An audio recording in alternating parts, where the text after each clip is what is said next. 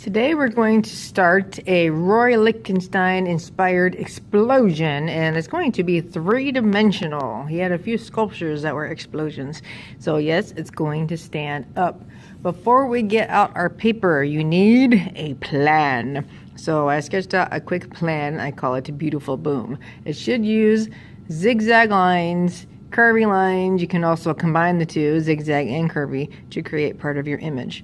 The only colors you're working with are red, yellow, blue, black, and white. That's it. That's all that Roy used in his work. His primary colors plus black and white. So once you have a plan, then you have to figure out which section is going to be the big paper and which ones will be the little paper.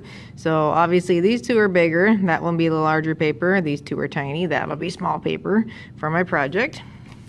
So, for example, my smoke cloud, I'm going to use blue, or black would also make sense for a smoke cloud.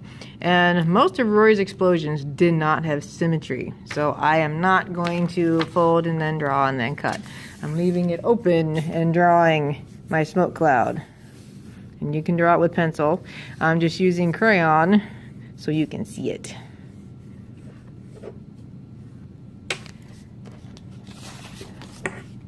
Next mission is part of the earth-shattering kaboom. Now, this one's a little trickier because it has to be able to stand up, so I can't have a point down here at the bottom.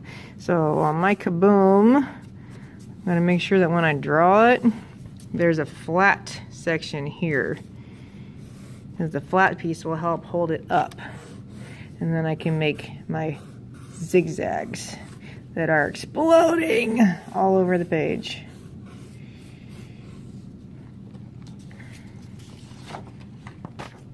Then I have my little pieces, which have to fit inside the big one. So this might actually be too big. We'll see. So this is where I can kind of combine the curve and the zigzag together to make my explosion. And this one has to be smaller still. I think I only need half of this sheet, so I'm just going to fold it and only use half. And then we cut all your pieces. Once all your pieces are cut out, another thing you can do, Roy Lichtenstein liked to put holes in his 3D work of some shape or form. So we can get a little hole punch crazy. Just remember, the hole puncher can only reach so far. So the holes make the most sense on your smoke cloud. That way it looks a little more like a smoke cloud. Now my cloud is all holy. That's about as far as the puncher goes. Then I'm going to take all these pieces I have. I ended up making 2 white clouds and figure out what looks the best together, because you're going to have a front side and a back side. It's a sculpture. We can see all the way around it. Figure out what looks best and then glue those together. Don't worry about connecting your big pieces at this point. And last but not least, we take your pieces of art and you fold them in half. So the part you want to look at is on the inside. And we're going to carefully put some glue on the line. And for this, it needs to be either hot glue or bottle glue.